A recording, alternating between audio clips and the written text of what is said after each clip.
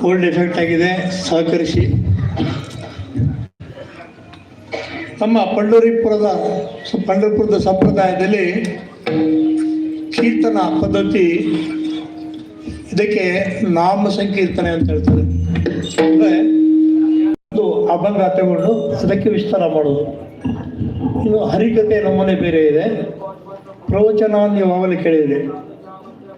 ಇಲ್ಲಿ ಕೀರ್ತನೆ ಹರಿಕತೆ ಏನಿದೆ ಅವ್ರು ಹೇಳಿ ಮಾತ್ರ ಅವಕಾಶ. ಇಲ್ಲಿ ಹಾಗಲ್ಲ. ವಕ್ತೆ ಶ್ರೋತೆ ಗ್ರಂಥ ಪಠತೆ ಪಾವತಿ ಸಮಭಾವ.